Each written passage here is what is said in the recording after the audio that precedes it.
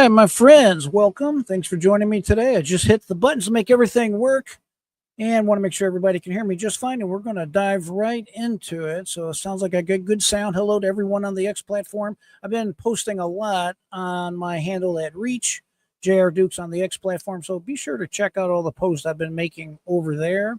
And of course, on YouTube, I'm always active on YouTube. You can always find me right here at JR Dukes. My website, jrdukes.com. It will take you directly to my YouTube channel. And hello to our friends on the Twitch platform. All right, looks good. If you haven't done so already, please go ahead and introduce yourself. Say hello. Let us know where you're from. I like to kind of keep track that we generally get people from all over the world. If you're new to the channel, welcome. Once again, I am JR Dukes, your host. You are at the home of the free-minded patriots. We are all about ending the dreaded disease of indoctrination and, frankly, understanding the world that we live in. I like to always talk about a free mind, and basically what I'm talking about is thinking free, keeps you living free, and hopefully you'll stay free, not having trouble with the law or with other people that may have power over our day-to-day lives. And in that vein, we are definitely going to drill down on what's happening with Donald Trump, specifically the crooked New York Attorney General Letitia James. I'm sure we all remember Letitia James. She ran on a platform to get Trump. I mean, that's what she was all about. I have some videos today. We're going to just refresh everybody's memory as to exactly what this woman did. I really personally, folks, think this is the worst kind of politician to have. A politician that clearly engaged in this Joe Biden lawfare. It is nothing short of an abomination and should never happen in our great country, the United States of America. And I've said it many times in this program, and I'll state it again. I personally don't necessarily want to see retribution from the Trump administration against these bad actors. But after carefully thinking it through, I've come to the conclusion that many of you have come to this conclusion. Donald Trump has to make this right. He has to seek retribution. I'll call it what it is, retribution, because the message, my friends, has to be sent so strongly that this type of lawfare can never again be allowed in our great country. It's really just that simple. It turns our country into nothing but a de facto banana republic. And I'm sure you share my same sentiment in the fact that I love our great country. I love the United States of America. I have said it many times. I'll state it again. I bleed red, white, and blue. I love the United States of America and everything that we stand for.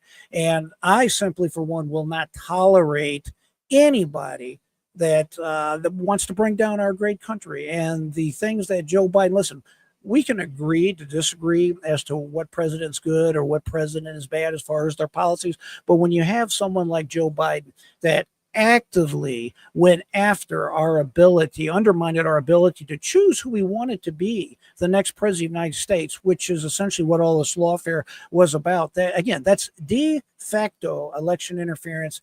It's unconscionable, and it should never, never be allowed in the United States. It should never happen, and it should never be allowed to happen again. I want to say a quick hello to Rosemary Fiera. Thank you for being here, lady. It's always a pleasure to have you in the chat. And, of course, our good friend over at Sapphire Ridge News, all the way from Montana.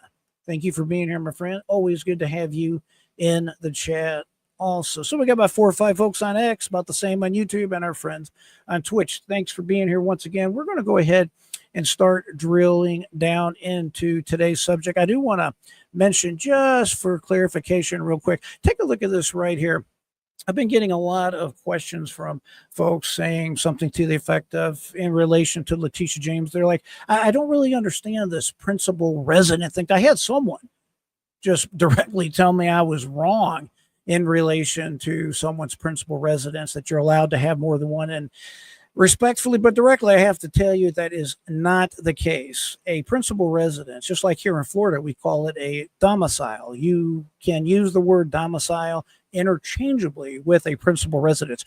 You are allowed exactly one principal residence in the world, period. End of discussion. That's just the way it works. You are allowed to have as many residence as you would like. You can have residence all over the world, not a problem. A lot of the movie stars that we see out in the news, I mean, these folks make a lot of money and they have many lavish residents all over the world, but you're only allowed, ladies and gentlemen, one domicile, aka primary residence. And this is exactly at the heart of one of the main allegations against New York Attorney General Letitia James. So kind of keep that in mind. Residence, as the graphic shows, any place where a person lives or stays, you can have many residents. And of course, domicile, aka principal residence, the word being principal residence, your one true legal home.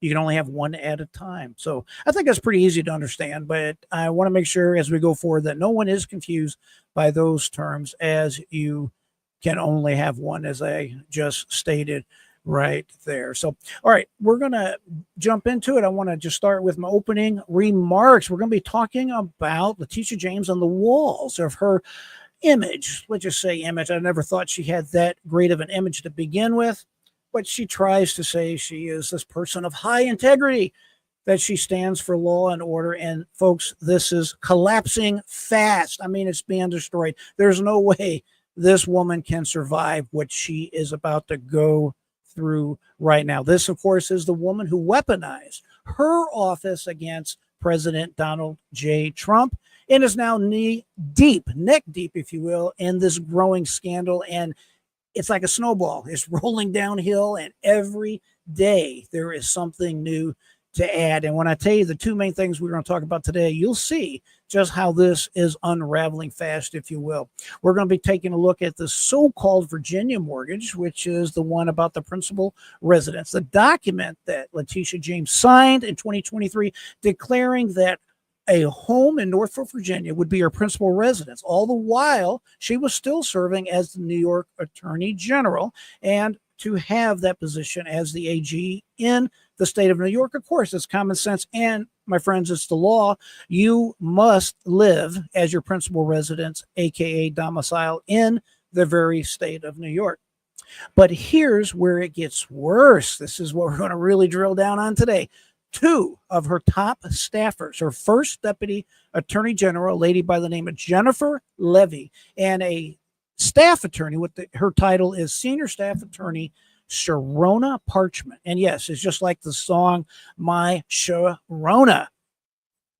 Okay, that's an easy way to remember her name. Okay, both of these ladies here are in serious trouble. And the short version here is, when you want someone at the top, what you see a lot of times is you go after the people that are around them. And that is exactly what is unfolding right now. Now, listen, I have to give credit where credit is due. My new best friend, or one of my best friends, Sam Antar, he is the guy over at whitecollarfraud.com. I want to make sure I give him credit. He has been nothing short of a genius in going through and dissecting all these public records pertaining to the New York Attorney General, Letitia James. And I want to state for the record, as we're going to look at some of these video clips here in a minute, this guy is a lifelong registered Democrat. He was going through different files, looking up different politicians and information pertaining to them, and he just happened to come across AG Letitia James. And just like me, and I'm sure like you, he cannot stand fraud and abuse and corruption in our government. And that's how he got on the scent of this particular case. And of course, I have been staying in contact with him, at least through our text exchanges via YouTube, or I should say directly on the X platform. But if you have time, be sure to check him out. I want to definitely give him a high compliment. He has done a fantastic job in investigating, and he continues to investigate AG Letitia James. Okay, now, these two ladies I just mentioned, this Jennifer Levy and Sharona Parchment, these are not just regular folks doing notary services or whatever. These are licensed attorneys. And you've heard me say on this program many times, these folks are what we call officers of the court, legal professionals who are required by law and by ethic rules to act honestly and diligently, properly, correctly. All right, that you're held to a higher standard when you are an attorney, when you are AKA an officer of the court.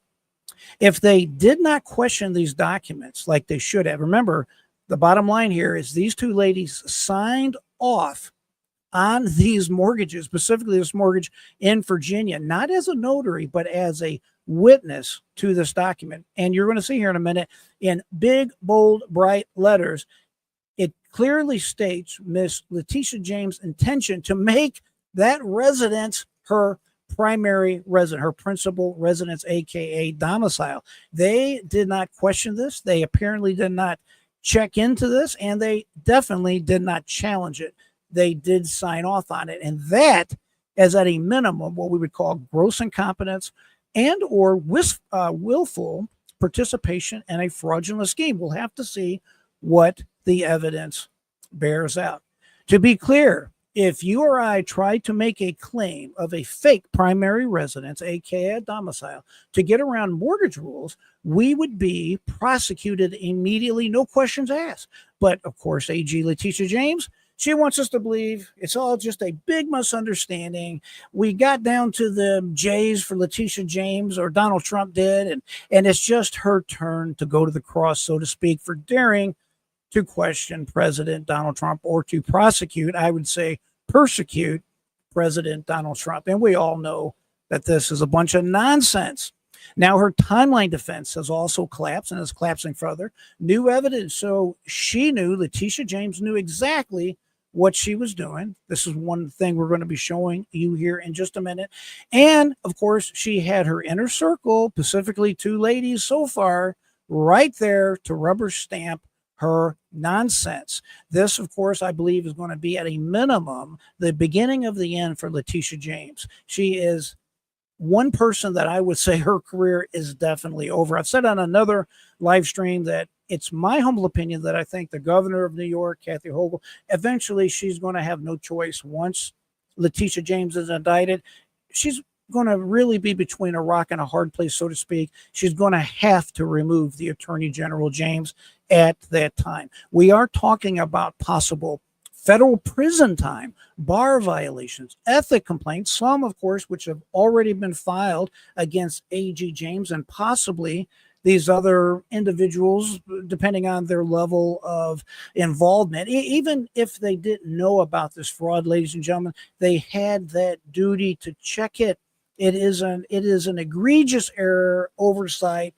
Basically, I would say it's malpractice, if you will. And at a minimum, they could possibly, maybe they should lose their law license as a result. And I don't say that lightly. Remember, this Jennifer Levy, as we're going to look at here in a minute, this was one of the chief individuals under AG Letitia James that went after President Trump. And the funny, odd, ironic thing here is Letitia James has apparently participated in the same type of fraud, although her fraud, if it's proven true, is overt. And I mean, it's obvious. It's not a matter of interpretation. It's literally in black and white in these sworn documents.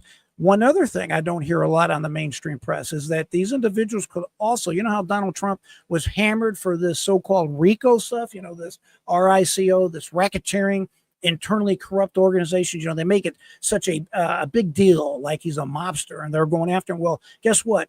If these allegations are true, this is the definition of RICO.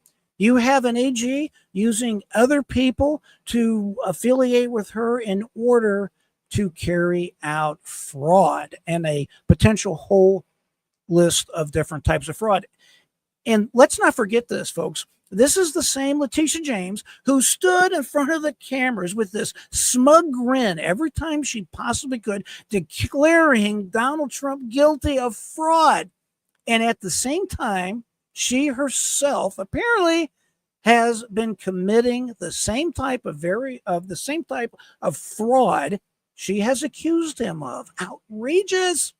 Folks, this is the definition of hypocrisy.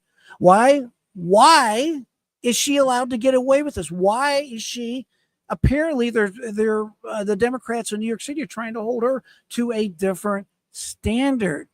We have to make sure that our justice system takes action, especially because the public at large sees the two different tiers of justice that we are all under. We see one type of justice for people that are in favor or have money, and a different type of justice, so to speak, for people that don't have a lot of money or have fallen out of favor with whoever happens to be in power at that time. So bottom line, folks, we are going to break it down. The facts, the signatures, we're going to expose it all right here and what this possibly means for Letitia James and her staff. This is a continued crumbling of her crusade against Donald Trump. So we'll see exactly where all this leads to, and we're going to dive in it right now. So welcome to everyone next. Got about 28, 21 folks on X, 20 or 10, 11 on YouTube, and our friends on Twitch. Thank you all for being here. Let me just make sure I catch up on any comments. Jennifer Levy was co-counsel. Yes, she was. Exactly, my friend. Thank you. Exactly. They opened a grand jury this morning. Yes, they did. And Monique, it's always great to have you in the chat. Thank you for being here, Monique. I do sincerely appreciate that. All right, let's go ahead and let's get to the first thing that I want to talk about today. And basically, you probably already heard Letitia James is in deeper trouble as an investigation has been officially launched into her. So let's see how we can get here on this. Let me share my screen with everybody so we can, let me pop the right thing up. There we go.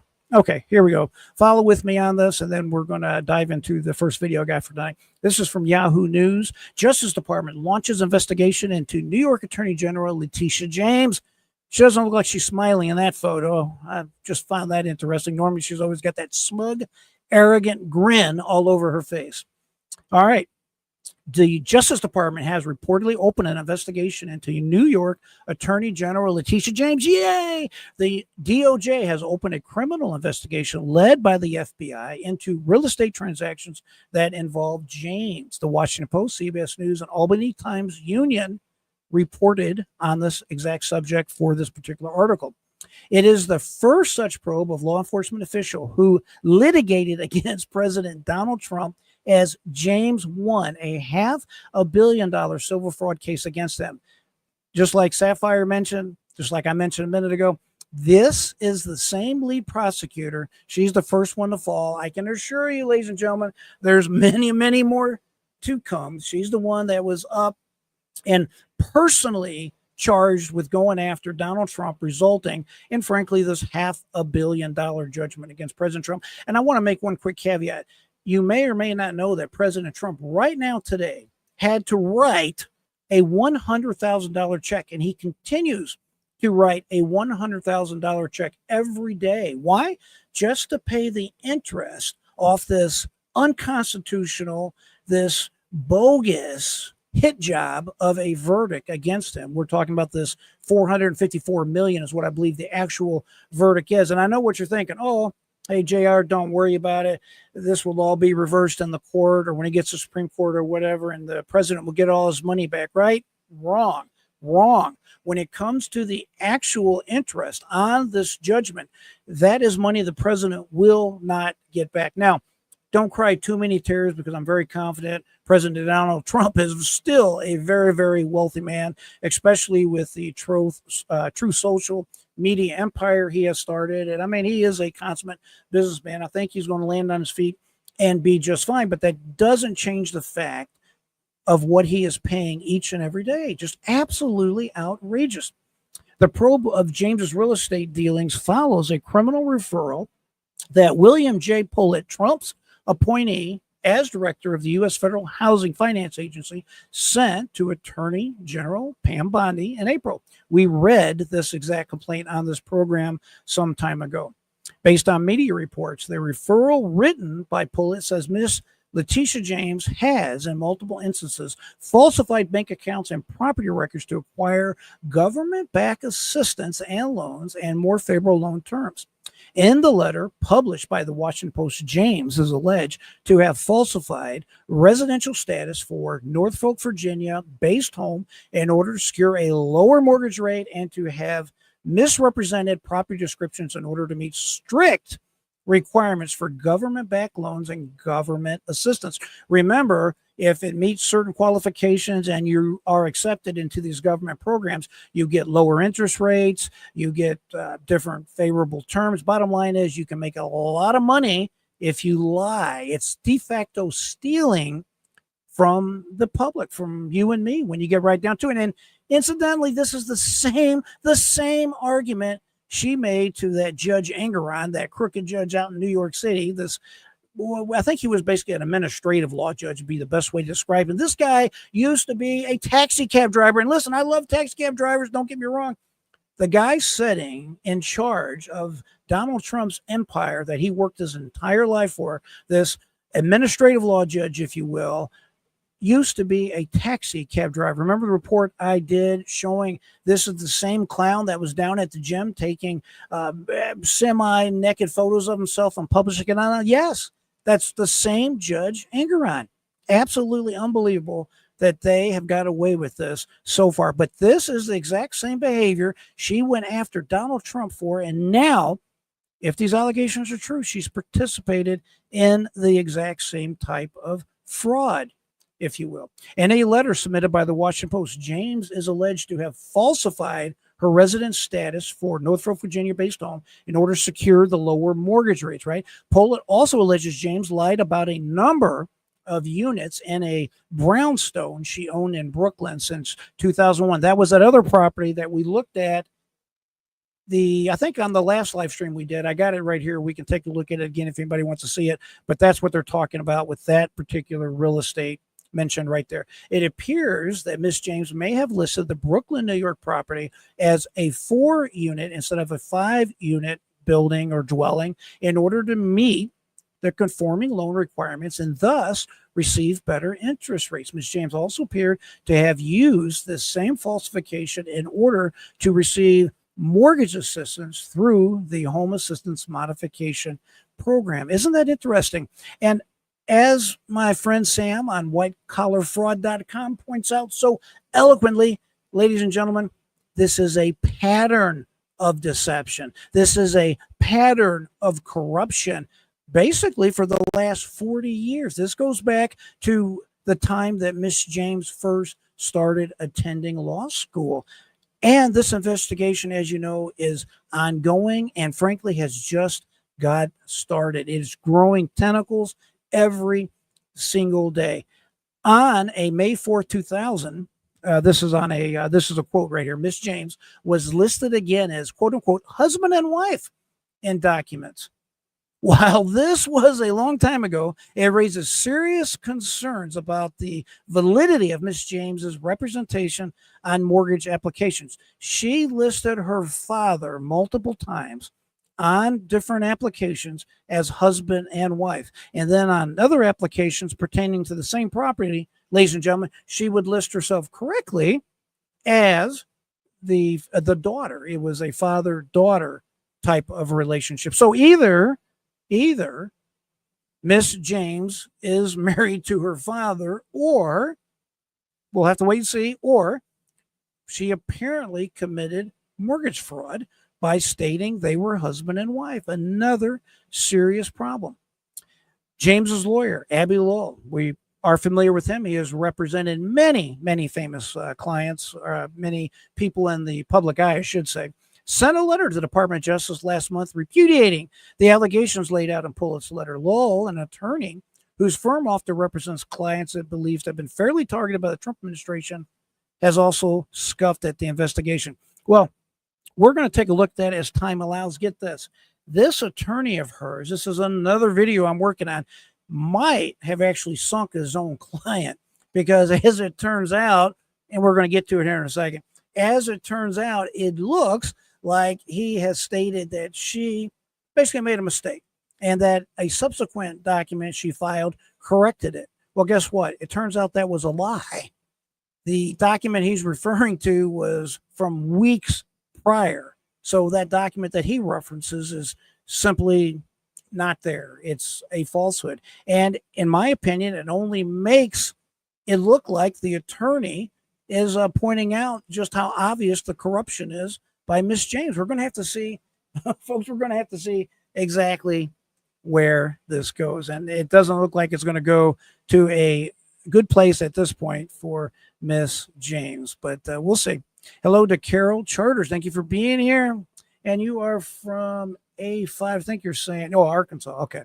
Arkansas. Yeah, I got lots of family, Carol, in Arkansas myself. So it's a small world. So I appreciate you sharing that with us. Okay, let's go ahead and watch a couple of these videos I got, and we're going to keep pressing along. So I want to get to that main story today that is on whitecollarfraud.com. Did a great job pointing out the issues facing the specific individuals in the administration of Letitia James. I don't think it's going to be an administration that's going to be around very long, but we'll see exactly how this all plays out, right? All right, let me share this screen with you, and then we'll listen to this video, and we'll talk about it as soon as we're done listening to it. Any questions, folks, please feel free to type them in the comment bar below, and we can discuss them accordingly. Here we go. Meanwhile, the DOJ is opening a formal criminal probe into New York Attorney General Letitia James over suspected mortgage fraud. Andrew Cherkasky is a former federal prosecutor and joins us now. And Andrew, James is saying basically that the law is on her side. Listen here. We're ready. We're prepared. Do not give in to fear. We are fearless. We will look at that video. Some of y'all may be thinking about this. This was I guess you would call it some kind of, what do they call that, where you get together with your local politicians, some kind of town hall meeting, if you will. They had a guy there that's nothing short of a hero. I don't want to give it away, but we're going to take a look at the entire comment that he made to Letitia James, and it's something we'll stick around for. It's pretty funny. I'm sure some of y'all may have seen it by now. This guy hit the nail on the head, so to speak. This is not the time to be afraid. This is a time to stand up and fight back and to resist any temptation for them to divide us. We're in this together. The rule of law is on our side. But a grand jury in the Eastern District of Virginia disagrees. Andrew, how much trouble is she in? Well, I think she's taking a play out of Donald Trump's playbook. You just deny everything and claim that it's some sort of conspiracy. The problem for Letitia James is this is no conspiracy at all. The evidence is pointing straight at her for making false statements, for getting mortgages and engaging in home buying processes that seem to have been a clear violation of the law. Now, that has to be deeply investigated. Steps that are need to be taken to ensure that responsible law enforcement tactics are done here, and that it's not targeted at her because of her position, but rather because of the facts that support it. So I think she's in big trouble, and I think that the people of New York need to not be paying for that. Unpack, if you will, so our viewers understand exactly what it is that she did wrong with this property, it appears, in Virginia in order to obtain a more favorable loan. Well, there are two primary issues. One, that she listed this as intended to be a private personal residence as opposed to it being a rental property. There's different interest rates that come along with that type of election. And that's exactly what she went after Donald Trump for. What do y'all think about that smug look on her face right there? That was her sitting in court right behind President Donald Trump during, I believe this was during one of the trials. I think it was the one with Merchant, but this is her. This is the smug smile on her face. Wouldn't it be sweet when she is eventually indicted? And by the way, I definitely want to send the message out there. Pam Bondi, DOJ, please, Attorney General Bondi, please indict Letitia James now, right away. Indict today, please. But folks, wouldn't you love to see President Donald Trump sitting right behind her in court? People say, oh, he can't do that. He shouldn't do that. Well, I think he can do that. He is the embodiment of the executive branch of government. He has every right to be there, just like Miss James has the right to be there and kind of gloat in court. I think it would be very powerful, and I think she should definitely do that. If you agree, put in the comments, folks. I'm curious. What do you think? That he was indicating false matters on his real estate documents. The other issue is that she had a building that had an occupancy for 5 units, but she claimed it had only 4 units, something that gave her beneficial treatment because of the smaller size of it, or the claimed smaller size. Both of those have serious financial benefits to the consumer who puts that on the forms. And ultimately, if that's not true, it amounts to fraud. And again, is very similar to the type of misrepresentations on mortgage or real estate documents to lead to a windfall for the owner that she complained against Donald Trump for. So this is, I think, karma coming back to bite her, and maybe is why she knew to look into Donald Trump in the first place. Well, and as you point out, you're raising the issue of karma. She was, of course, the lead prosecutor that went after President Trump, and now is having to appeal. All right, good. That's perfect on that. Yeah, I think Monique said that she agrees. I say, yes, Monique, I agree with you. Thank you for your comment on there. Amber, it would have broken my heart, sorry, if my children refused to support the same president as the January 6th riot. Oh, no. Okay, I made sure they voted for someone who was found guilty of felony. Well, Amber, you're entitled to your opinion, and we're glad to have you here just the same. Thank you for sharing that with us. I encourage you to watch some of the many videos that I posted about the so-called January 6ers and just that extreme, let's just say there is some serious problems with that. It's clearly something that the Democrats, these woke Democrats, have decided they were going to take an inch and run a mile with. Personally, I don't like everything that happened on January 6th, if I'm being perfectly blunt and honest with you. But I will also point out one other thing, Amber. The only person that was killed that day was a Marine veteran. And forgive me, folks, I can't remember her name off the top of my head. If you know her name, put it in the comments so I can speak her name. I like to be respectful. But she was shot by that crazy, nutty cop, the same cop that left his gun unattended when he was using the restroom some year or two prior to this. Well, this guy shot this former Marine veteran, a woman, as she was crawling through an inside glass window unarmed, not making a threat to anybody, whatever. He just shot her. He just absolutely shot her. And of course, Amber, your President Biden gave him, gave him, that officer, some kind of Medal of Freedom. Absolutely sad state of affairs. But at any rate, I want to stay focused on this. But Amber, I do appreciate your comment. Just the same, I always like to say on this channel, you don't have to agree with me. Oftentimes, we have conversations about things that, frankly, we just don't see eye to eye on, and I'm okay with that. It's not a problem. I'm happy to entertain ideas as long as they're put respectful and properly. That's what I'm all about. Ending indoctrination, making sure we understand the world that we're living in and that we get the facts exposed. I think it's just that simple. Thank you, Monique. It is Ashley Babbitt. I am sorry I forgot her name. So happy her family sued and won. That is great news. I will get more information on it and try to make a video of that in the near future. May God bless her family, and we'll let it go at that. But thank you, Monique. I appreciate you putting her name in the chat for us today.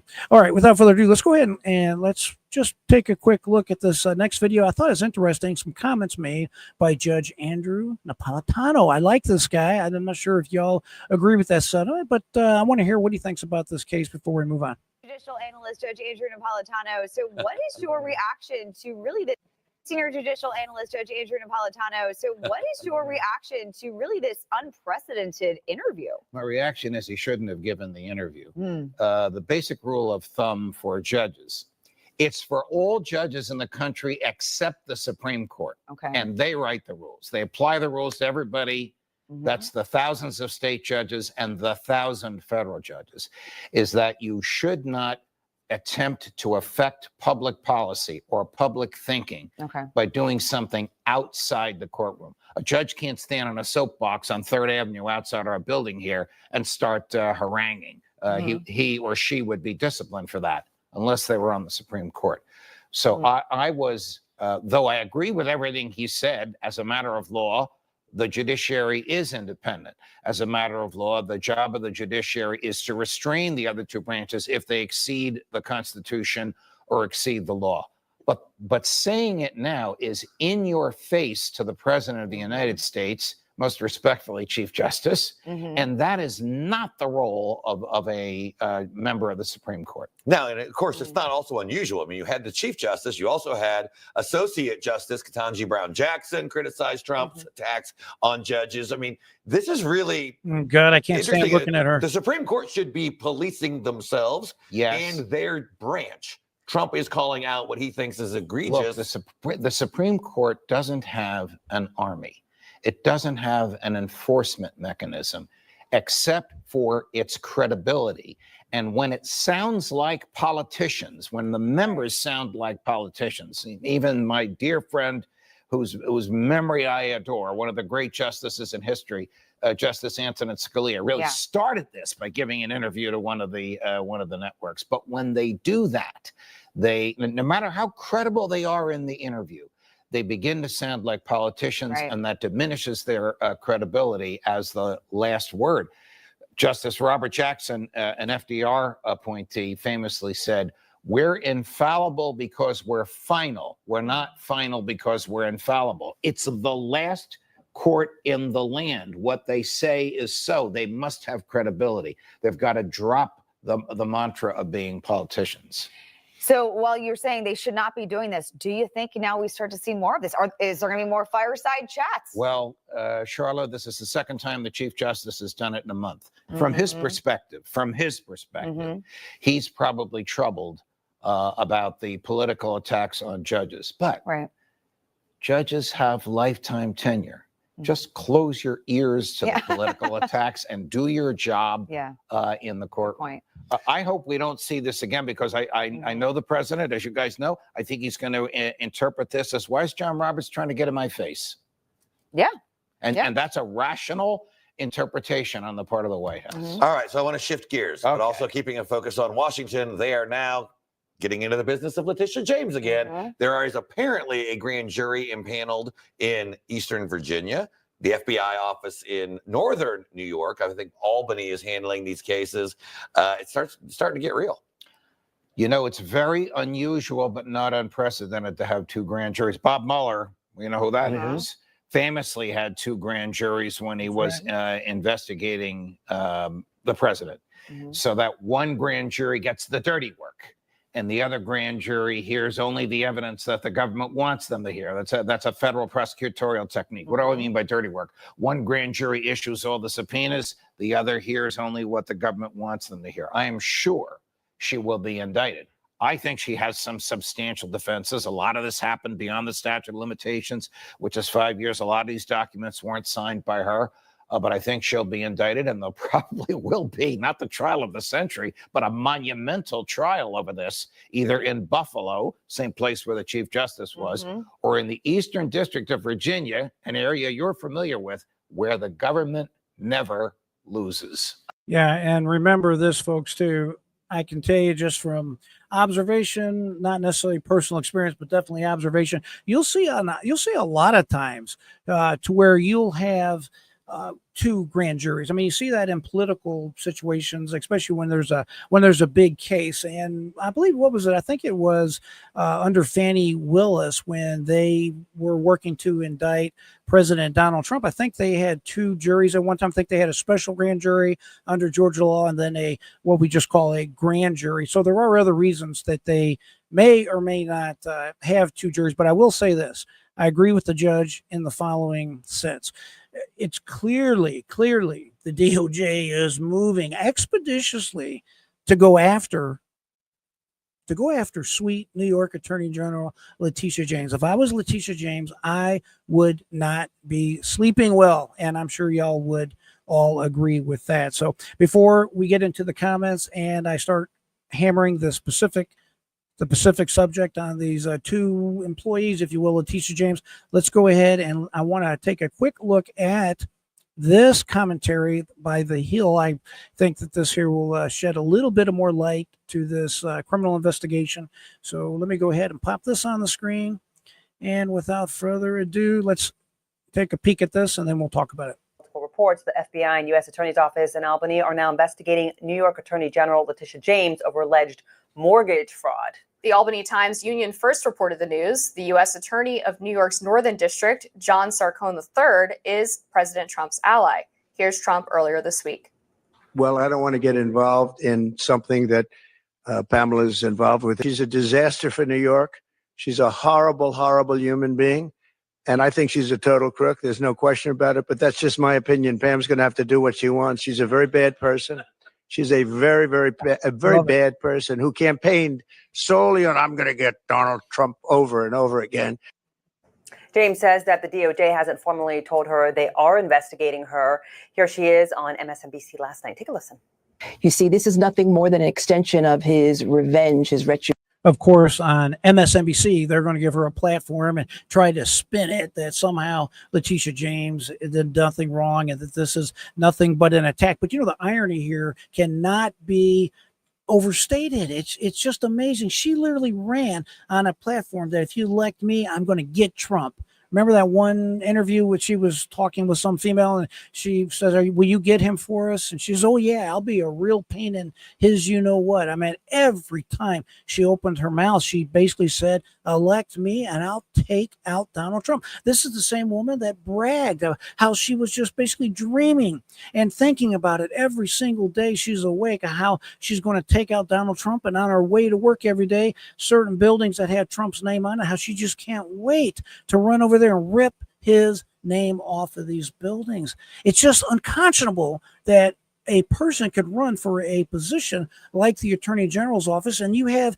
people in New York apparently electing her to this position. My friends in New York, what is the matter with you? You cannot allow this. This is not good for you. It's not good for our country. And I pray it is snuffed out. And he finally got up to the J's. And so I stand prepared to respond to these baseless attacks with facts. Well, it certainly is making the news cycle. So this is what a lot of folks are talking about is this case. What are your thoughts on it? I think she's in a lot of trouble, honestly. This was first reported by White Collar Fraud 2 days before the initial referral letter was sent by a member of the Trump administration in the housing department. And now the FBI has opened this official probe, but the evidence does not look good in her favor. She allegedly lied on mortgage documents in order to get more favorable terms, including claiming that she was going to be the principal resident, or this was going to be her principal residence in Norfolk, Virginia, and which is against New York law, because in order to serve as Attorney General, you have to have your principal residence in New York. And then that also allowed her to get a more favorable mortgage rate. And so if she did say this on the mortgage documents and it's in writing, she has a big problem there. Yeah, and I think that she's, saying, and her attorney is speaking out for her now, of course, since it's going into the legal battle, that it was for her niece, that she was like setting up her niece inside of that home. Either way, it does look fishy because, President Trump for years, at least 2018, during her run for state attorney general, he has spewed vitriol at her. She has said during her campaign that she was going to go after Trump, just like he said he's going to go after certain things in campaigning. And one of the things that she said, or that came out of that, was that she did go after, she sued the Trump organization. She won a huge case. I believe it was like $450 million. So she has had success. Well, I don't know, ladies and gentlemen, that we can honestly say, we cannot necessarily say that she won it. I mean, there is some clear malfeasance, some kind of fraud, something very wrong going on with that case on that $454 million judgment that was taken against President Donald Trump. And again, I don't want to get off on this tangent, but it was Governor Hochul who recently was caught on a hot mic saying, hey, guess what? I control the judges. And this is not a statement made in a vacuum. I would imagine, especially in New York State, New York City, there's a lot of corruption. And that is very dangerous, ladies and gentlemen. That is one of the reasons the great Roman Empire fell, was corruption.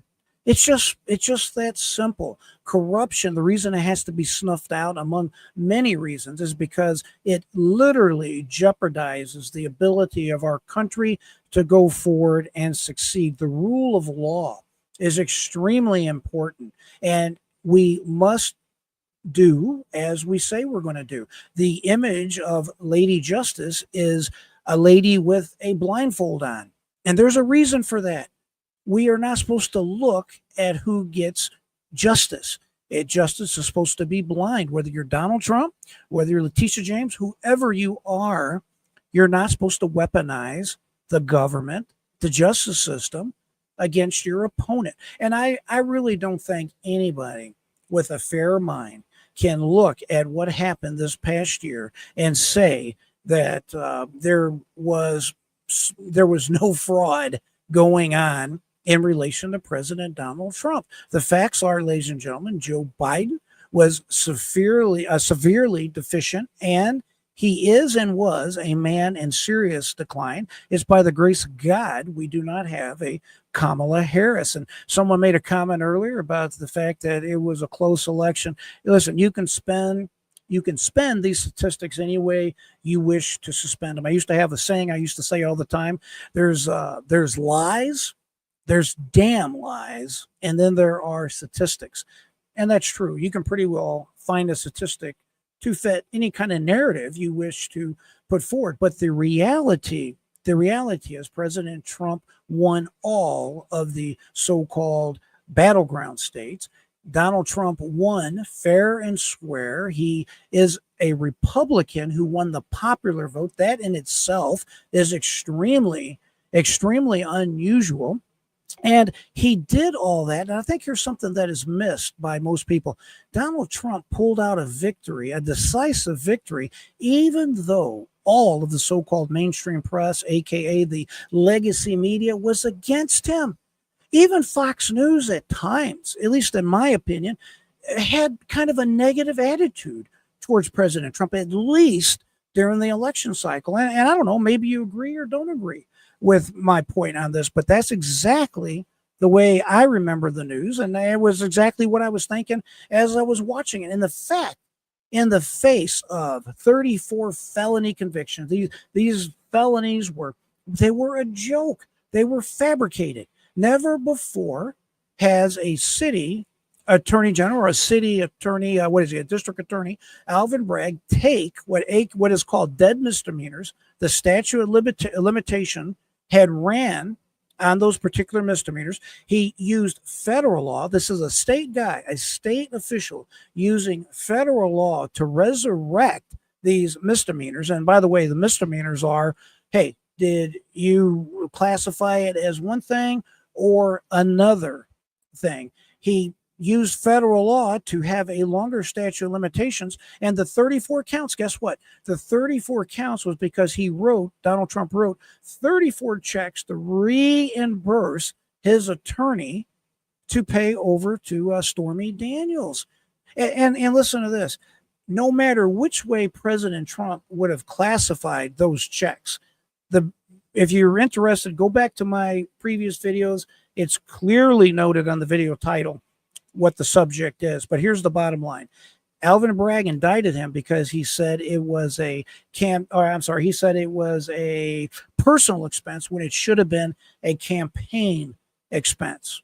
Donald Trump, in other words, wrote those fees, that hush money, if you will, out of his personal account versus having it as a campaign expense. Had President Trump wrote it as a campaign expense, guess what, ladies and gentlemen? He would have been indicted anyways, because they would have said, oh, no. That was not a legitimate campaign expense. He should have wrote it personally. It should have been a personal business deduction.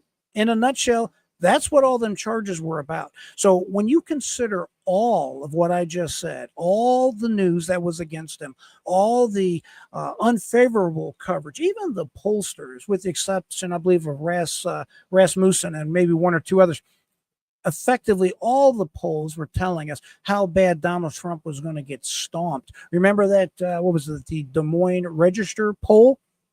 They came out and said Donald Trump was going to lose Iowa by 10 or 12 points, something along them numbers right there. And when Donald Trump said that's ridiculous, the news shredded him like he was in denial.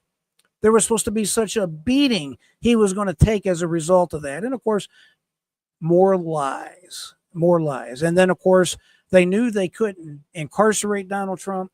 They knew they weren't going to bankrupt him by taking all his money fast enough. They went after his children. They did everything to this man they possibly could. And in my opinion, they enabled him in such a way where they tried to kill him. And what do I mean by that? Well, basically, they denied him the resources he should have had in place to make sure he was protected at all at all times, especially at all campaign stops. It is nothing short of a blessing from God Almighty that Donald Trump, at his age, was shot by a long, high-powered rifle with a scope, and yet it only shot his ear, and it did not do any damage to his brain. And he happened to turn his head in a direction he normally doesn't turn his head when given that speech, looking at a diagram that he normally doesn't talk about to the end of his speech. And in this speech, he talked about it at the beginning of the speech. I just don't believe in coincidence, ladies and gentlemen. It's really just that simple. Let me catch up on a few of these comments right here, and then we're going to move into the main article for today. Monique, Trump would have had more votes. Camilla won every state without. Yeah, it's really obvious, Monique. They basically, I know there's fraud going on in the voting mechanisms out there, and it's ridiculous that we don't just put basic rules in there to make sure that the system is legitimate. Whether you're a Democrat, Republican, or whatever, our voting should be sound, reliable, secure, and not corrupt. I think everybody should agree to that. It's insulting, Monique, and you probably agree with this. I think the last time I heard someone talk about this, they were like, oh, if you required ID for people to vote, well, that would disenfranchise women. They want you to believe women are not intelligent enough to get an ID with their proper name on it. I mean, it's just ludicrous, and it's just amazing that no one pushes back on this nonsense the way that they should. I mean, it's not hard to get an ID. It's easy. And listen, if cost isn't a problem with IDs, then give them away free at the state level. If you can't afford it, no problem. Give them a free ID. I just more insanity. Everything the left accuses someone else of, it's actually things they're good. Yes, I agree with that, Monique. Thank you. And Hochul is being vindictive. She is stalling that civil case. And yes, she is. She is definitely doing that. And that, Monique, that is a great point, and it's unfortunate. I've thought about this long and hard myself, ladies and gentlemen, and I can just tell you, even if I don't agree with a politician, I am not going to sell out my morals in order to help my side, so to speak. You don't have to like the guy, but the rule of law should apply equally to everyone. It's really just that simple. You don't need to do what they've been doing to President Donald Trump. Donald Trump is a patriot. He is doing what he is doing to help our country, and I frankly think he doesn't get enough appreciation for that. Most people in his situation with his kind of money at his age would simply just be off relaxing on a beach like Joe Biden.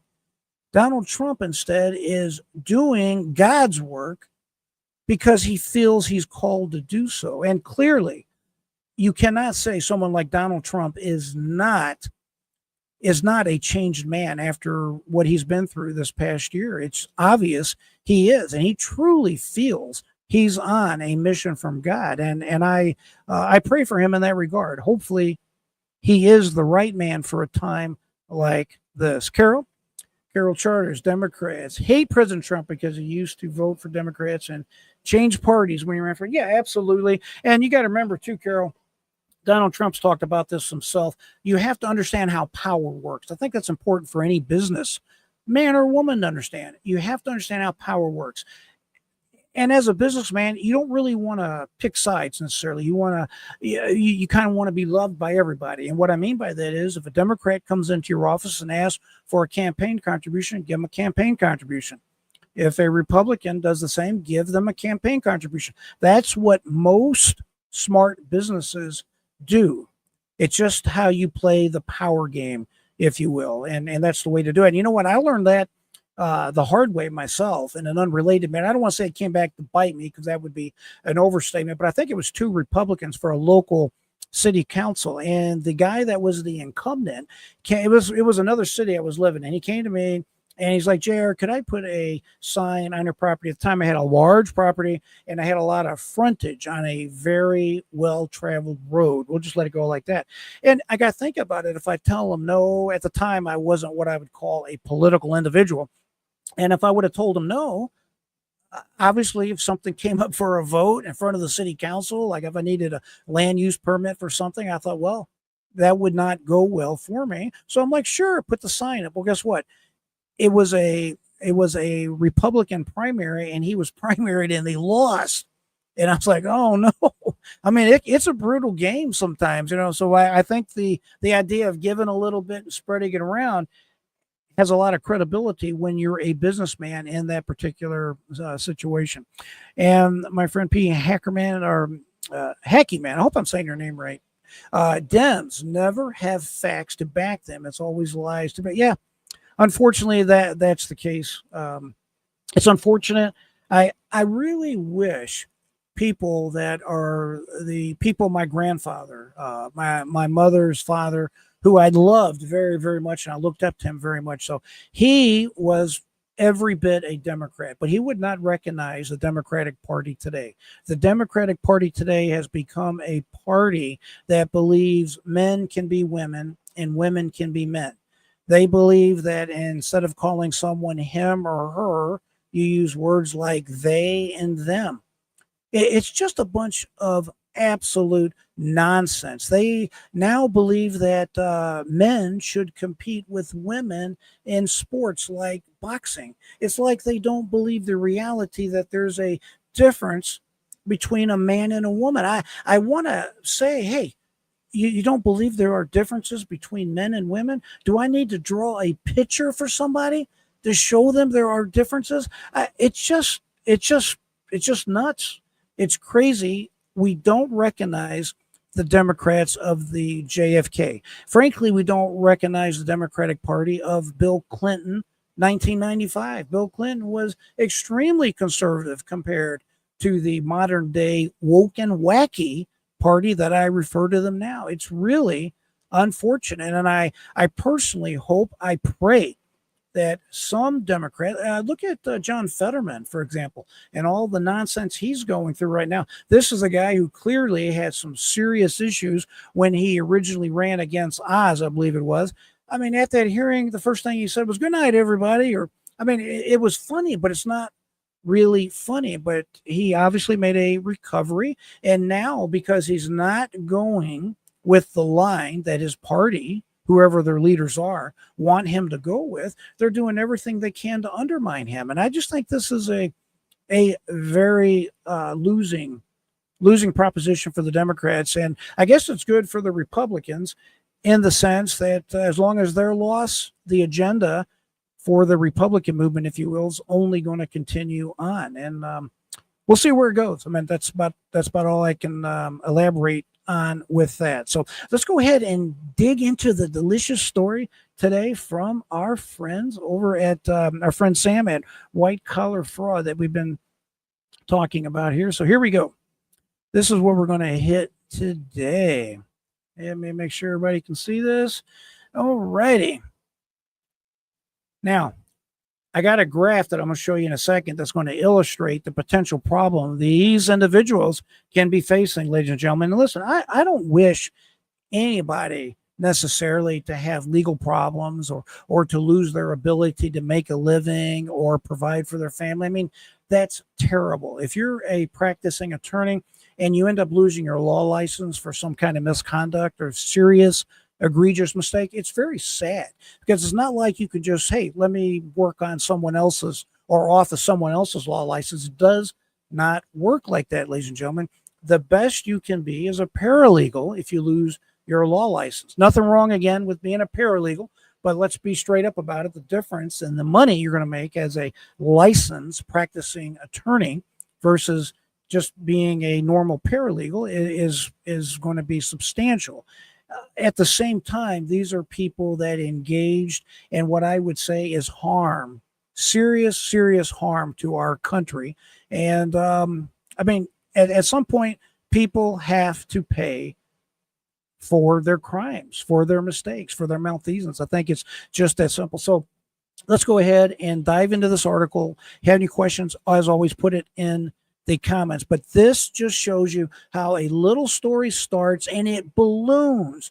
It rolls into the snowball. And as it keeps rolling, it gets bigger and bigger, ladies and gentlemen. And I can tell you Letitia James is going to be the former Attorney General very shortly. And when you start taking out subordinates and people that work for you, it really starts to hurt. And that's exactly what she is experiencing right now at this particular juncture. We got 25 folks on X. I want to say hello to everyone on the X platform. Thank y'all for being here. Be sure to check out my YouTube channel, simply at JR Dukes. And hello to Twitch and, of course, everybody on YouTube right now. All right. This is, of course, white collar fraud.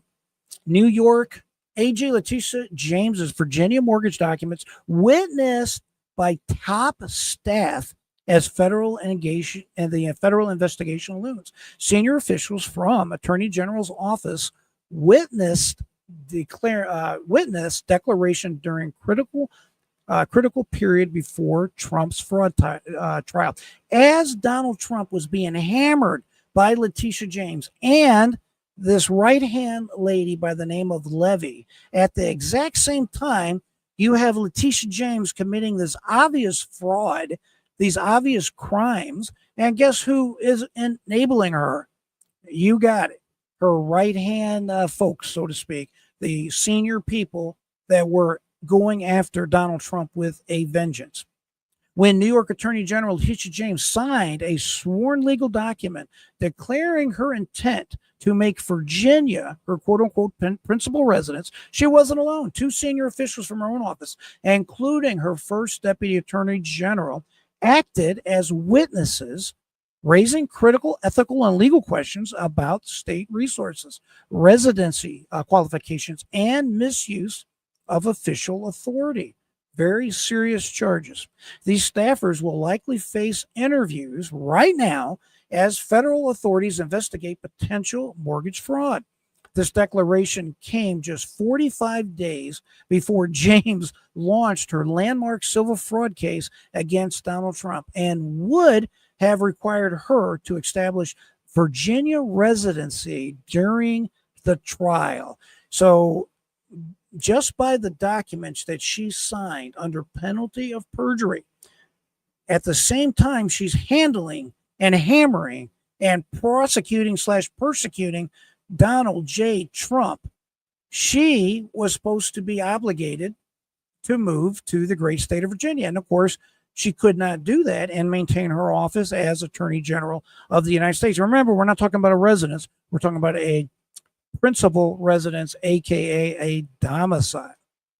The document in question, a Pacific Power of Attorney, signed on August 17, 2023, contains this unambiguous statement. This is the key, ladies and gentlemen, right here. I hereby declare that I intend to occupy this property as my principal residence. There was no routine witnessing of signature. Jennifer Levy, okay, that's number one. It says her title is the first deputy attorney general and lead attorney in the Trump civil fraud case, signed as a witness to the document. The second witness, this Sharona Parchment, also works for the AG's office. Both listed New York addresses, but witnessed a document containing a declaration that could legally undermine James's status as a New York resident. Unlike typical transactions where neutral parties serve as witnesses, James relied on her own government legal team. These weren't notaries at closing. They were senior HA staff swearing to a document that enabled their boss's private mortgage. These financial benefits were substantial. Letitia James received lower interest rates, minimal down payments, versus the higher requirements for investment properties. This effectively was an investment property of Letitia James. When you pull back the curtains and you look at it, it may have been something she also wanted, I believe it's her cousin, to live in and manage the other renters in this particular property. So, more favorable debt to income ratios and less stringent underwriting standards, which basically means it's easier to obtain these type of loans. Additionally, James did not disclose this mortgage on her 2023 New York financial disclosure form. That's another form she is obligated under penalty of perjury to fill out, despite state ethic laws requiring the reporting of such liabilities. This omission raises questions about compliance with financial disclosure requirements. The Virginia Declaration fits an unmistakable pattern. This, my friends, is where you get into RICO. This is where you get into a pattern of malfeasance, of felonious behavior. At her Brooklyn property, James repeatedly listed a legally classified 5-unit building as having 4, 3, or even as few as 1 family units. Each misrepresentation enabled access to more favorable mortgage terms unavailable to properties with 5 or more units. She was not entitled to these loans, to these benefits, because her property was a 5-unit habitation, in essence, classified as commercial under the federal lending rules. And here, this is key, ladies and gentlemen. Here's a timeline of the events right here. Okay, so remember this. August 17, 2023, James signs a power of attorney declaring Virginia property as her principal residence. August 30th of the same year, mortgage closes in Norfolk, Virginia. October 2nd, James launches Trump's civil fraud trial in Manhattan, right? So she's going after Trump. At the same time, she's in the middle of engaging in her fraudulent enterprise. By October 30th, 2023, mortgage required James to reside in Virginia. She was obligated under the terms of the documents that she signed to be a Virginia resident by October 30th, 2023. Senior staff involvement. These are the documented facts according to our friend over at White Collar Fraud. All right. The involvement of Jennifer Levy is especially significant as First Deputy Attorney General and a key figure in the Trump fraud case. Her presence as a witness on this document is a matter of public record. The official records show that Levy and Parchment witnessed James's signature on the power of attorney as witnesses. Their role was to verify that James signed the document. The witnessing of the signature is a standard legal formality that establishes the authenticity of the signer's identity. The following facts are documented in the public record. These 4 facts are documented. Official capacity. Both witnesses were employees of the New York Attorney General's office. 2, document content. The power of attorney contained a clear declaration of intent to make Virginia the principal residence. Remember, AKA domicile. Public filing. The document was notarized and filed as part of the mortgage transaction. And 4, New York addresses.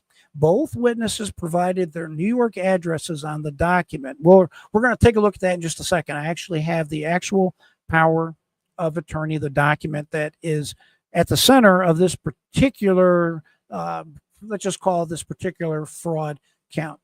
The power of attorney and its implication. The power of attorney authorizes James's relative, Shamice Thompson Hairston, to act on her behalf in purchasing the 604 Sterling Street. And by the way, just a quick note, I'm not doxing anybody. These documents have been out in the public for a very long time. So I'm not doxing. I'm not disclosing anything that I've investigated and drilled down on myself and then releasing it. I don't play like that. This is something that's all over the place. And White Collar Fraud had released this information. It's sometime subsequent to this broadcast. Just FYI. All right. It says the property was purchased for $240,000 with a $219,780 mortgage on August 30th, 2023. The mortgage required both James and Thompson Harris to make the property their principal resident within 60 days of closing. And of course, that is the October 30th, 2023 deadline, so to speak, that we mentioned, and maintain it for at least 1 year. That was another term in order to qualify for the loan that they signed for. And folks, let me tell you right now, you have Hairston and of course you have Levy under the gun, so to speak, with their dealings with Letitia James in relation to these transactions. I can assure you folks, that the relative, I think this is a niece of the Attorney General, this what was her name? Oh, this Thompson Hairston. She is also she is also going to be investigated by the feds. The feds will definitely be questioning her at a minimum. And listen, you want to talk about family problems? Can you imagine how uncomfortable family gatherings are going to be? Because this is just the tip of the iceberg. There are allegedly many properties involving the attorney general. And from what I can tell so far, from everything that I've seen, this pattern keeps repeating itself. How would you like to be at a dinner with the attorney general and Thompson Hairston and hear their conversation? I'm sure it's not a very loving, warm conversation, especially when the one young lady may be thinking, hey, I may be facing some kind of criminal culpability because of what you got me into, Aunt Attorney General James, because of the spotlight you put on our lives with your nonsense with President Trump. We're going to end up all in the pokey. I mean, I can just assume that it's not going to be comfortable. All right. So James turns around and hires Abby Lowe, this attorney we've been talking about. Attorney Abby Lowe's defense claims the principal residence declaration was simply a mistake. Remember, you may have heard this on the news. Oh, this was simply a mistake. We didn't. She didn't mean it. It was a mistake. It was just a one and done type of thing.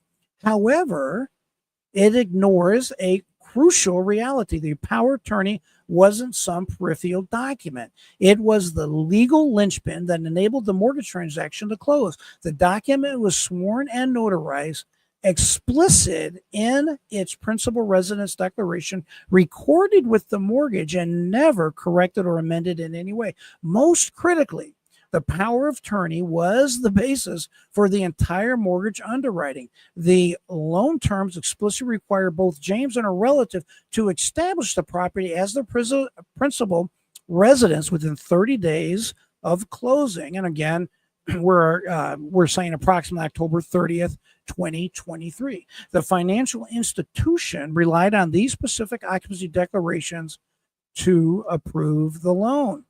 Further undermining any claims of genuine resident intent, neither James nor her borrower ever filed a homestead exemption for the Sterling Street property, despite this being a standard protective measure that any Virginia homeowner would typically pursue. And what that means in layman terms is just like here in my home state of Florida. This is my house. I own my house. God's blessed me with a home, and I'm very appreciative of that particular fact. But to get all the benefits of the homestead, now there's two types of homestead here in Florida. You have a tax situation pertaining to a homestead, and then you have asset protection types of benefits with a homestead. Here, we're talking about the tax implications of a homestead, but you have to file for it. You have to be proactive. It's not automatic. The asset protection part of it is automatic in the state of Florida, but just like Virginia, you have to actually make an official declaration of homestead to receive the substantial, at least here in Florida, substantial tax breaks you get when your property is your quote unquote principal residence, AKA your domicile here in the state of Florida. And I don't know if they get into it in this article, but I want to be really clear about this. This attorney, this Abby Lowe, and I want to talk about this at length in another video. This is amazing. He says that she corrected it in another document, some future document after this so-called power of attorney. Well, guess what? The document that the attorney was referring to does not exist. At least it doesn't exist after this document. It exists 2 or 3 weeks prior, meaning AG Letitia James knew, and she signed off that, hey, the property I'm buying in Virginia is indeed, what she does, she says one thing and then does another. But she said originally, hey, I'm not going to live there. I'm not going to live there. Don't worry about it. And then she says something different in subsequent documents. So we'll take a look at it as we go through here. Further undermining any claims of genuine resident intent, neither James nor her borrower ever filed a homestead exemption on the Sterling Street property, despite this being a standard practice. Okay. Now here's the timing that raises further questions. October 17, 2023, James signs the power of attorney declaring intent to make the Virginia property her principal resident, which was witnessed by two AG staff members, the two ladies that are at the heart of this situation right now. Okay. October 2nd, 2023, Trump fraud trial begins in Manhattan with James as the central figure. Remember Smiling James in the videos we were watching earlier? There you go. By October 30th, that was the day she's supposed to be living in Virginia. Between August and 2023, James appeared in press conferences, court filings, and other functions across New York. There is no public record of any move to Virginia. Throughout this period, public records and appearance, so James remained in New York, actively performing her duties as Attorney General. This creates an apparent contradiction, you think? Of course it does. Contradiction between her sworn declaration and her actions. This contradiction is now part of an active federal investigation. On April 14, 2025, the federal housing, they made that referral for a perjury base in part referral. Federal investigators will likely examine all aspects of the transactions, including all the stuff we just talked about. Now, he does have a disclaimer here that and I want to make sure I state it just for the benefit of everybody. He is saying at this point, there are no accusations of improper behavior by Jennifer Levy or Sharona Parchment. Okay. As of now, he's just stating the obvious.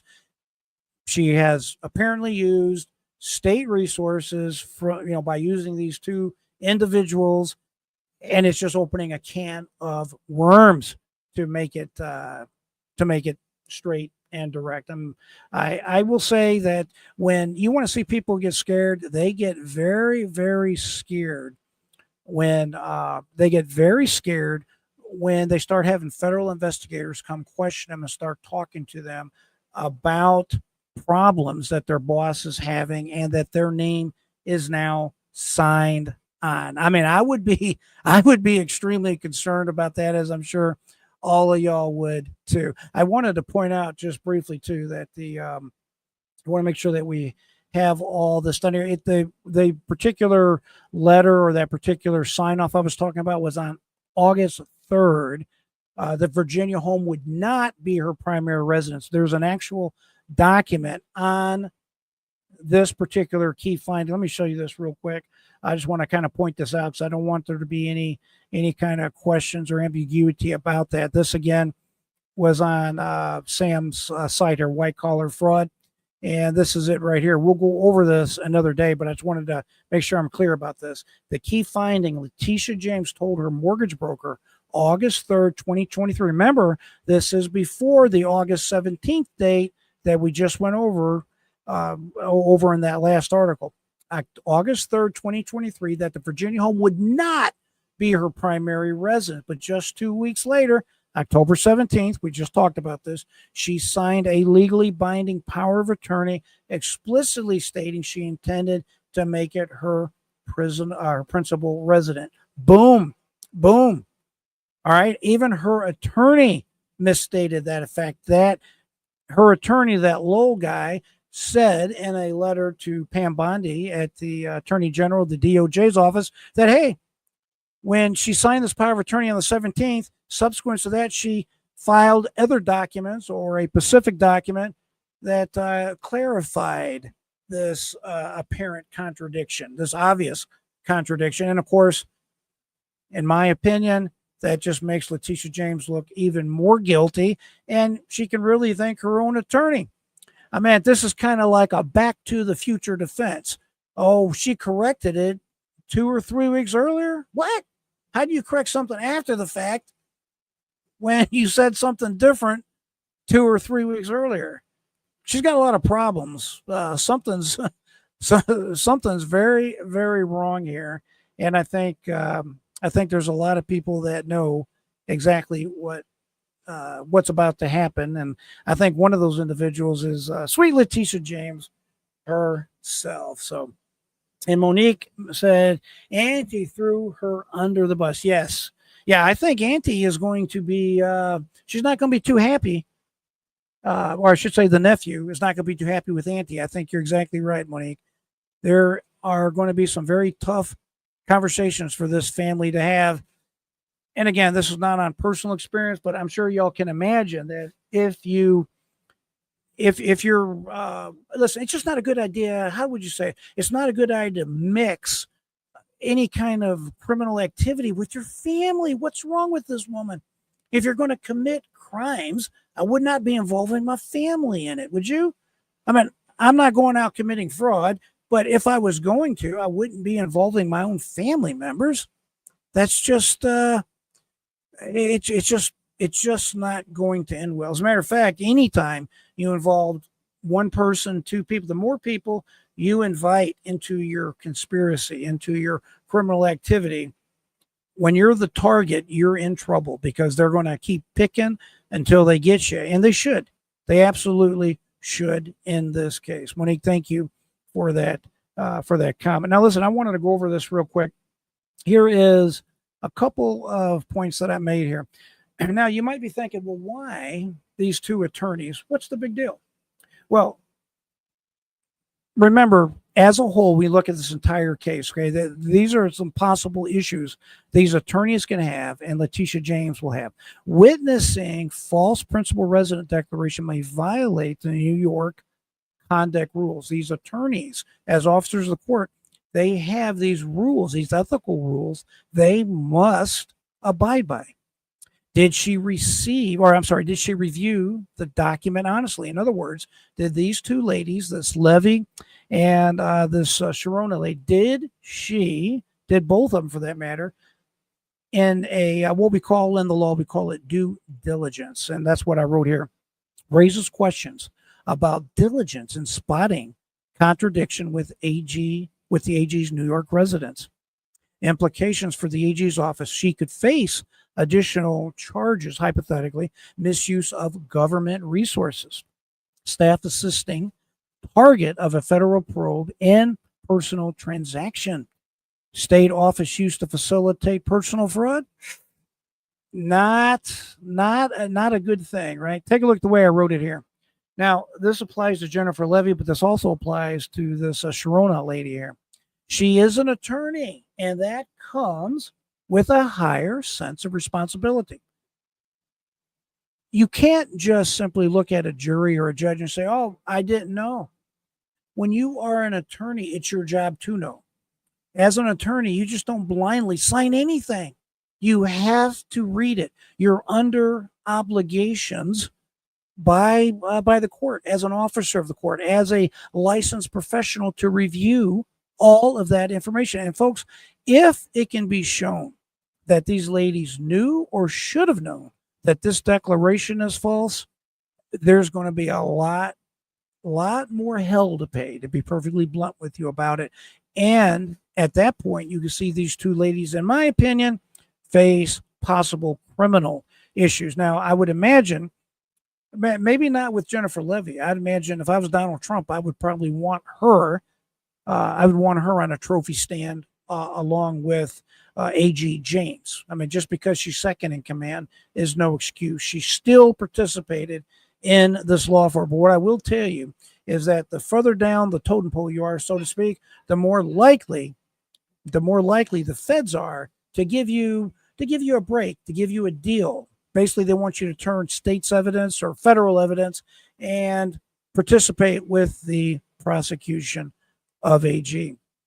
The boss factor doesn't excuse it. That's self-explanatory. They can't say, "Oh, if my boss did it, it wasn't me." Nope. They're licensed attorneys, ladies and gentlemen. They are responsible. And then, of course, there are possible, and I would say possible serious consequences for the behavior that they're alleged to engage in. This is what I wrote down, just some quick notes to myself right here that could be problems with this. Witnessed a mortgage document claiming Virginia as AG's principal residence while she was serving in New York. When you are, as likely licensed attorneys, officer of court, they have a duty to ensure the truthfulness of the documents they're signing and witnessing. Alleging participated, or they participated, if it's true, they participated during government work hours using state resources. There's more legal and ethical concerns. You could have individuals charged with aiding and abetting mortgage fraud. That's 18 U.S.C. Section 2. Conspiracy to commit fraud if proven they knew that declaration was indeed false. Ethical violations, bar complaints for misrepresentation of breach of professional duties. And folks, these penalties are nothing to take lightly.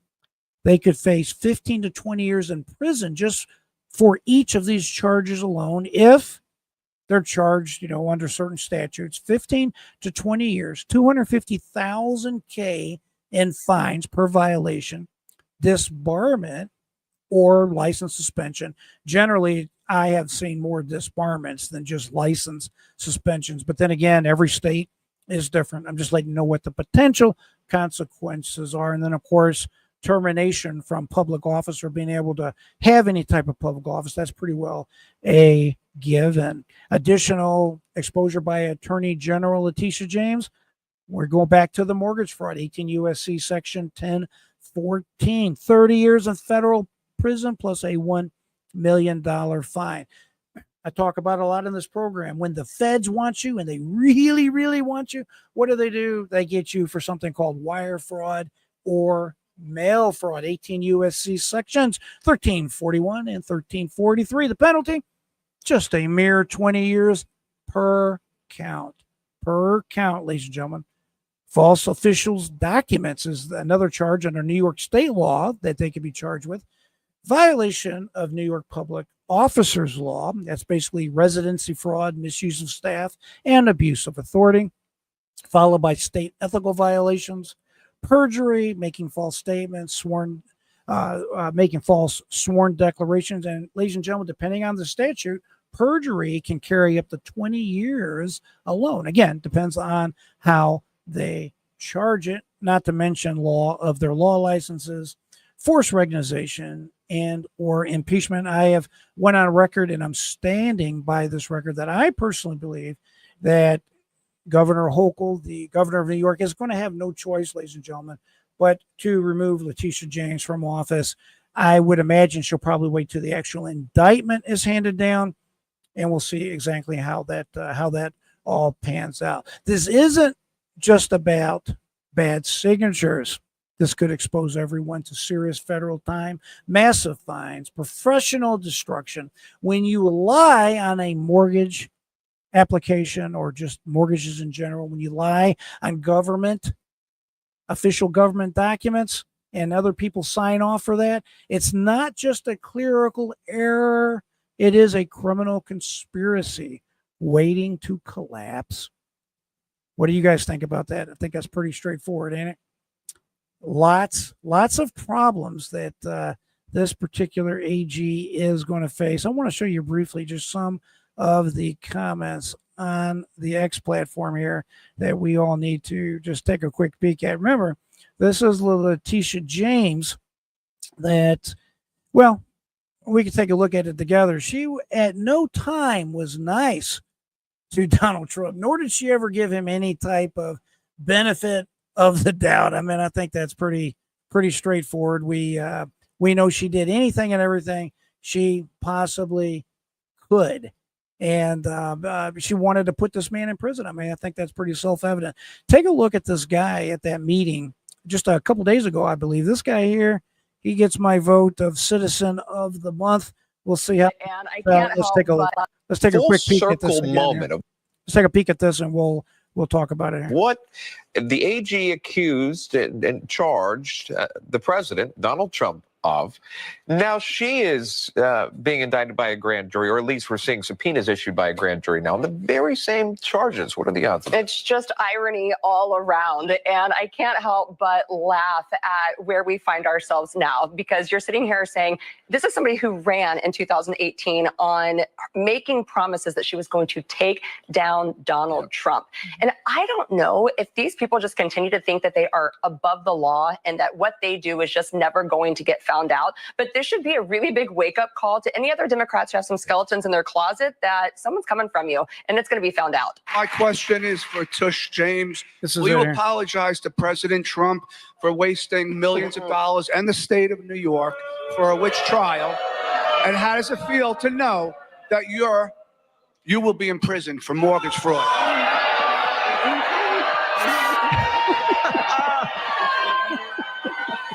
This man is a legend. Wait a minute, that kind of looks like Alex Jones.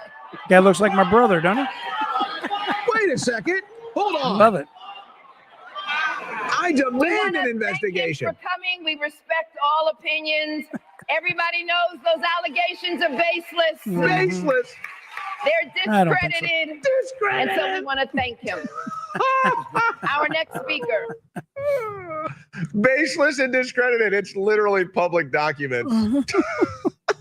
Oh, she is in some serious trouble, ladies and gentlemen. And if I might just tell you, it couldn't happen to a nicer, more deserving public official, right? Sometimes some people just get exactly what they have coming. Just my take on it. That's just the way I see it. Monique says, they say she's going to cop a deal and flip on someone. She will have to serve at least 8% of the federal prison before she's open. Yeah, you know, Monique, she may very well do just that. I will say that if you remember, I have been talking about a lot of people, especially during Donald Trump's first administration. They have came out and viciously attacked President Donald Trump during what I call Trump 1.0. And I'm talking specifically about the former mayor, I believe it was Baltimore. And then the state's attorney, that Kathleen Poe, and who was the other? One was the mayor, one was the former state attorney. I got their names right here somewhere so I can tell each and every one of us. But at any rate, one of them ended up, with very similar crimes to Letitia James. They ended up lying on some type of mortgage document. And I believe it was the mayor did actually 3 years in the federal pen for what she did. Now, the other lady, the state attorney, I think her name was Mosley or something. I'll look it up, and next time we get together, I'll refresh everybody's memory. But she was a lot smarter. As soon as she was indicted, the very next day, she instructed her attorneys to go in to the prosecutor's office and get a deal. And that's exactly what she got. She escaped actual physical prison time. I believe they put an ankle monitor on her and they gave her a year or two of home confinement, something along them lines, but she fared much better than the actual mayor. But I just have this feeling, and you guys can tell me if I'm wrong, I really have a sneaky suspicion that Pam Bondi is not going to take any type of plea deal. Definitely no sweetheart plea deal. I think Donald Trump, Pam Bondi, wants to see Letitia James inside a prison cell. Period. And again, I don't think it's a more deserving person that deserves it. Monique, every time she goes on TV, she says, yeah, that's all she can say. What do you expect her to say, right? I mean, we call that, it's like saying you're insane, right? We used to call that the no defense. You're insane? Sure, yeah, I'm insane. It's the no defense. Folks, we have 26 folks, it looks like, on the X platform. We got 7 folks on YouTube here, and we got our friends on Twitch. Thank you all for being here. We've been on now for about an hour and a half, just a little bit more. Appreciate you guys taking time to hear what I have to say. It's always a pleasure to have some time and sit down and have a conversation with each and every one. If you need to contact me for any reason, my contact information is flowing across the bottom of the screen, or you can always simply reach me at reachjrdukes@gmail.com, and my phone number. You can also text me anytime. Questions, comment, like come on the program sometime, contact me and let me know. I'm here to help you, to help us all understand the world we live in, to effectively make sure we hold the people that we elect to public office accountable, that we make sure we understand this world we're living in, and that we stop that awful dreaded disease of indoctrination, and of course, by extension, live our best lives possible. Until we meet again, I hope that God blesses each and every one of you. And I want to say hello and wish everyone a happy Mother's Day tomorrow. By the way, it's normally a tradition that a lot of people always wish me a happy Mother's Day tomorrow. So I appreciate that for what it's worth. At any rate, in all seriousness, I want to tell everybody to always keep that mind free, never give up. And until next time, I am J.R. Dukes.